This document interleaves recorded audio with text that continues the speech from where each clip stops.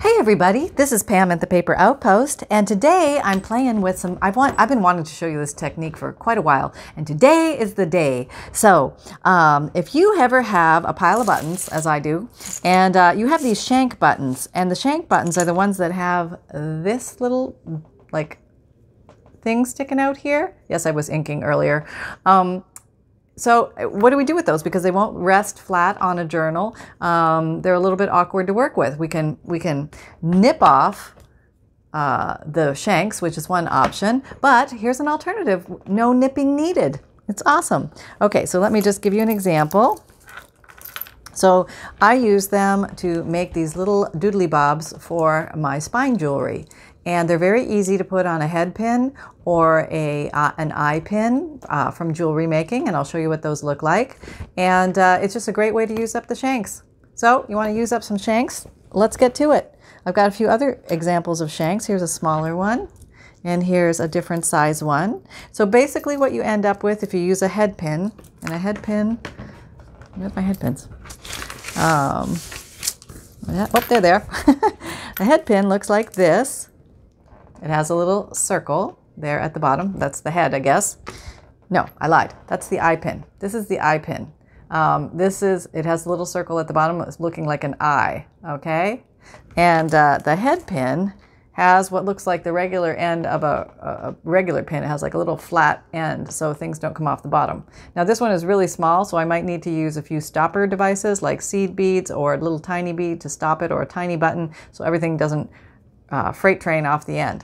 But it's very easy to do, and I want to show you how. So, oh yeah, here's another example. This guy, he's just like all sorts of, they're very tactile, they make a nice little noise, they're fun for little danglies. So anyway, if you use the one with the head pin, you're going to have a circle at the bottom, and then you're going to create a loop at the top. And if you want to attach things to the top and the bottom, you can do that. And you can also use one of these loops to attach it to your spine dangle itself, and you can do that in two ways. Well, I can do it probably many ways, but one way I do it is with jump rings, and jump rings are rings that have a little cut in them. I don't know if you can see that. Yeah, see that? And then you can just loop it through some lace, loop it through the top ring, and then close it back up. Okay. And you're good to go. And another way, if you don't have jump rings, you can just use string. You can put it through the hole and then put it through a hole in the lace and just tie them on. You don't have to have jump rings. No jump rings needed. Nope, not at all. So if you don't have the jewelry tools and you don't have the jump rings, there you go. And if you do not have head pins or eye pins, you can use regular wire. I would just make a curl at the bottom, and then you'll curl the top. And that's another way to do it as well. If you are looking for wire, you can even find wire inside of twist ties. So just kind of remember that. But it is probably easier with a regular piece of wire. And you can also get wire inside of certain ribbons that are used for basket making. I'm just trying to grab the one I had the other day. Where is it? Here it is. Like this kind of stuff. And there's wire in here, which would work very well. And if you cut this down here, you can pull that little wire right out. See that little wire? See that little wire? Yep, he's right there. Anyway, if you're looking for wire, those are some wire sources for you. All right, so let's make a couple of these. Well, I want to show you how easy it is, right? Okay, so there's a couple different techniques. You can, depending on size, you can throw all the bigger ones at the bottom and kind of graduate it up like a Christmas tree and use smaller, smaller, smaller. Or you can just do all the same size, and I'll show you how they look different. This is bigger ones at the bottom, smaller at the top, Christmas tree design. Okay, and then there's pretty much the same size all the way around. Maybe one bigger one there at the bottom, but you know what I mean? These are more uniform than the other ones. So just different looks, and different looks you can get out of them. So here we go. Now the first thing is, this is very tiny and this is big, so I know this is going to freight train right through. Yeah, see, it comes right off. A couple things you can do. You can take a small button and put it there, just make sure it doesn't go through. Oh my gosh, it goes through. Now what do? So then you roll over to your bead department and you get a small bead. A seed bead will work well. Whatever it is, it has to be big enough to go over this, but small enough to get stopped at the bottom. So let's see how we do on this one. This is, let's see, there. So this one does not fall off the bottom. So that is my stopper, and I am good to go. So now I can start loading my random buttons. And I'm just digging through here. I've got some, oh, that's a cool one, huh? I might save that for something else. Because he looks like he's special. He's got a lion on his face. He's an old antique button. But yeah, if you've got some of these others, these are great to, if you've been wondering, like, what can you do with these? This is a great way to use them up. I seem to have millions of black ones here all of a sudden now. Oh, here's a black and silver one. That's kind of cool. And that's a black and silver one. So just never know. Going random here. You could plot it all out. And this is kind of cool. I'm working with the silver and gold colors on this one. It's just sort of happening that way. And let's see what else we see. And there's nothing to say you can't put a regular button in on the root. You can. There's no rules, right? Because we're making junk journals, and there are no rules in junk journals. So that's kind of fun. But yeah, you can use them for spine dangles, or, you know, they just really work well with that. But I thought you might like, oh, this is a neat glass button. Oh, that's so pretty. It's an old Victorian glass button. Isn't that beautiful? Love that. So yeah, I like buttons. I got a thing for buttons. Anybody else have a thing for buttons? Use this. Oh, that's an old pearly kind of one. Okay, so now when you have about this much, I would say at least 1.5 inches at the top left over, then you can, if you're going to use the head pin or the eye pin, this is a head pin, you're going to need one of these tools to make the round circles. It's just so much easier. So you start curling and you keep it close. Just don't let it get away from you, and the curl will just happen. And then you have created a little loop. Okay, and that's not going to come undone. You don't have to twist it around or anything like that. It's just done.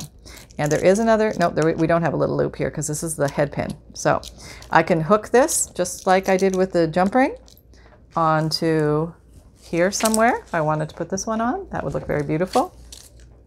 So you can get an idea of what that might look like on white, how it would show. Very pretty, right? Okay, so that's one. And then let's do another style. This time we'll do an eye pin. And an eye pin has a little eye looking back at you. There's the eye. Now it's kind of a natural stopper, which makes it very convenient. And let's see if I still have any of these. Okay, here's one. Here's one. That's cute. And other ones that are good are the ones that have thread stuck through them, because you can actually like thread the thread. Sometimes if you're lucky, you can get right through wherever the thread was. And that one's not going to work. Here's another one, little black one. So they make great little dangles. That's the whole idea behind them. So wherever you might be able to use a dangle, I think this would actually even look cool as a pull for a fan. You know what I mean? When you want to turn your fan on and off, wouldn't that be cool to grab a little cluster of buttons like that? Yeah, I thought that would be kind of awesome. Then you can also throw a bead on here, or just have this random bead floating around and do something like that. I mean, it might just look like that, which could be totally awesome. All right, so let's go ahead and do the curl. I find it easiest, you put the little end of the wire right in the middle of your two round nose plier pieces, and then you start curling away from you.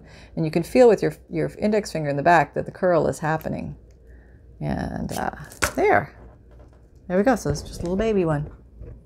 See that? Isn't that cute? So cute. Yeah, make earrings out of them. There you go. New craft. All right, so we've got 3 going there, or 2. We made 2. We had a few others here. Let's see if I can I make one more? Let me see if I can make one more. Here's a silver head pin, so I'm going to need something at the bottom. Let me go get need a bead again. And here's a bead. A little seed bead might work. Or a little, you know, this is just a little plastic bead. I need my eyeglasses for this craft for sure. Okay, he goes on and he's not coming off the bottom, so all is well. Okay, so let's look at it. Let's say we don't use the shanks. Let's say we use regular buttons. What would that look like? Okay, well, let's just try. Okay, because I've actually never done that, so we're going to do it together today. I'm just going to load these up and see what happens. Just use random different ones. Give different looks here. I don't know, not that one. And how about this guy, a little wooden one? It reminds me, for some reason, like a Flintstones thing where the way outs. Does anybody remember the way outs? Way out, way out. Remember that? I think they used to all come apart in the middle or something, and that's what this reminds me of. Oh, so that's kind of cute too.